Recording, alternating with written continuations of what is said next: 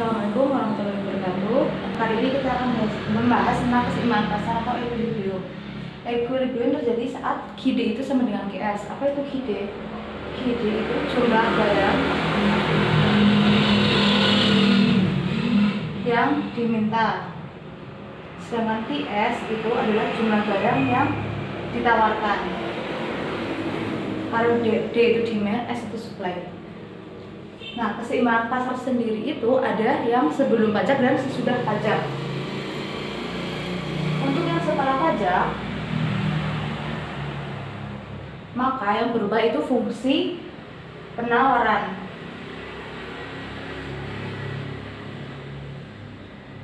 Jadi nanti fungsinya itu ditambah dengan pajak yang terjadi. Nah, untuk contoh soalnya, contoh soal yang pertama diketahui fungsi permintaan. Misal diketahui fungsi permintaannya itu P sama dengan 6 min 0,5 Q. Lalu fungsi penawaran itu P sama dengan 2 plus 0,5 Q. Lalu pajaknya itu sebesar 2 per unit. Lalu yang ditanya, A, berapa P dan Q equilibrium sebelum dan sesudah pajak?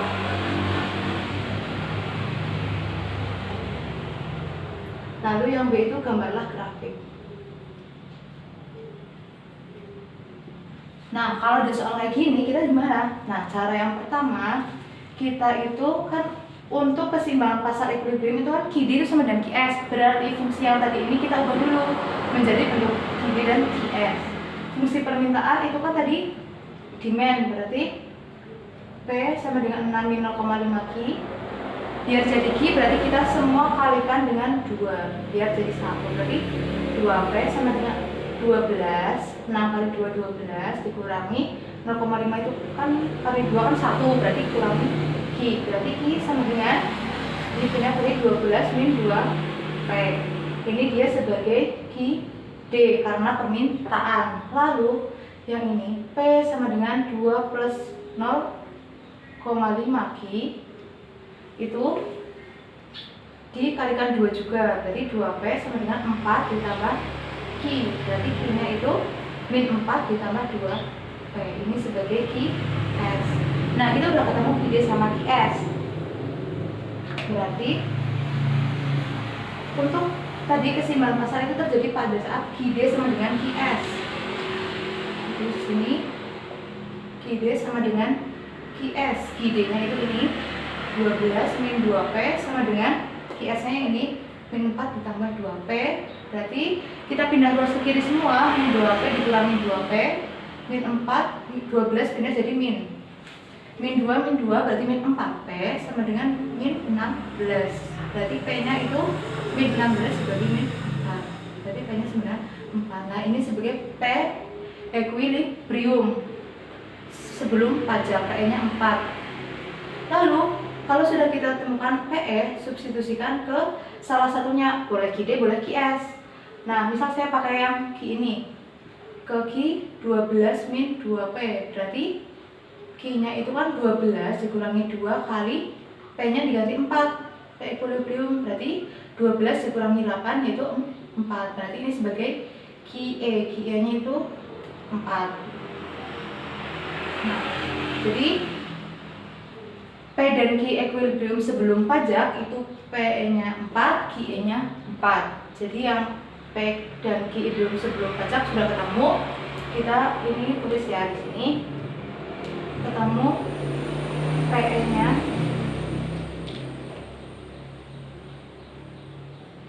P-nya itu 4, Q-nya 4. Nah, sekarang kita nyari yang setelah pajak. Kalau yang setelah pajak itu kan tadi fungsi penawarannya akan berubah. Berarti fungsi penawaran kan tadi ya ini ya, 2 plus 0,5 Ki. Ini dia ditambah dengan pajaknya tuh 2, berarti P-nya jadinya 2 plus 0,5 ditambah 0,5 Ki ditambah 2. Berarti 4 ditambah 0,5 Ki. Nah, berarti ini kita kasih tambahan di sini. Ini karena nggak nyekup, kita hapus dulu. Yang penting udah ketemu P-nya 4, Q-nya 4. Nah, kita nyari ya F penalaran setelah pajak. Atau kita nyari QS yang baru, QS aksen. Berarti ini kan P sama dengan 4 plus 0,5 Q, sama kayak tadi dikalikan 2. Berarti 2P sama dengan 8 ditambah Q, kan dikalikan 2 semua. Berarti Q-nya sama dengan 8 min 8 plus 2P. Ini nanti sebagai QS aksen karena dia setelah pajak. Nah, setelah itu sama kayak tadi, rumusnya itu QD sama dengan QS. Nah, QD-nya itu tetap yang awal, yaitu 12 min 2P sama dengan QS-nya pakai yang QS aksen, min 8 ditambah 2P. Pindah ke ruas kiri semua, min 2P. Ini 2P pindah ke ruas, min 8, min 12 itu pindah jadi min 12. Berarti min 4P sama dengan min 20. Berarti P-nya itu sama dengan min 20 dibagi dengan min 4. Artinya ini sebagai PE aksen, yaitu harga keseimbangan setelah pajak, makanya PE aksen. Setelah itu substitusikan sama kayak tadi ke salah satunya, boleh yang ini QD yang tadi atau QS aksen. Nah, aku tetap pakai yang terserah. Saya pakainya yang ini. Q-nya 12 min 2P. Berarti Q 12 dikurangi 2 kali P-nya 5. Berarti 12 dikurangi 10 itu 5. Nah, ini sebagai QE aksen. Nah, berarti di sini kita udah nemu PE aksennya itu 5, QE aksennya itu 5.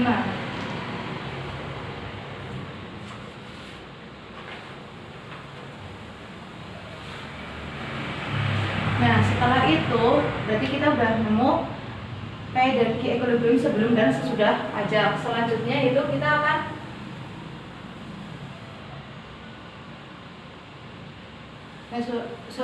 ini 12 dikurangi 10 itu 2. Berarti Q-nya ketemu 2, P-nya 5, Q-nya 2. Berarti ini jawabannya A udah ketemu. P dan Q equilibrium sebelum pajak itu 4 sama 4, setelah pajak itu 5 sama 2. Sekarang jawaban yang B, gambarlah grafik. Nah, berdasarkan ini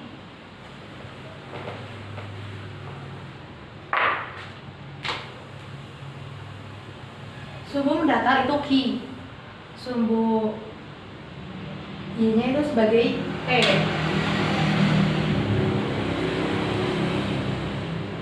Nah, lalu yang pertama kita punya QD. Jadi kita masukkan, kalau di sini nilainya 0, punya 0, berarti kan P-nya itu 6. Nah, sekarang kalau yang P-nya 0, berarti Q-nya 12. Ini kurang ke sini ya.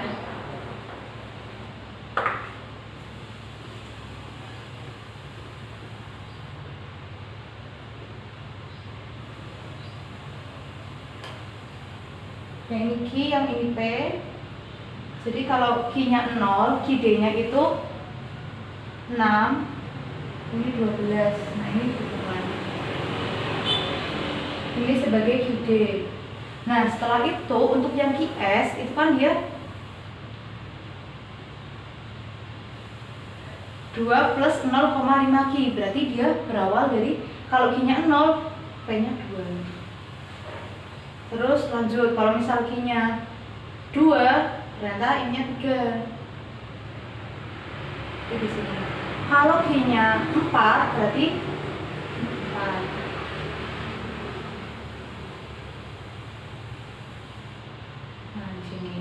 Nah, setelah itu dan seterusnya berarti kan merupakan fungsi linear.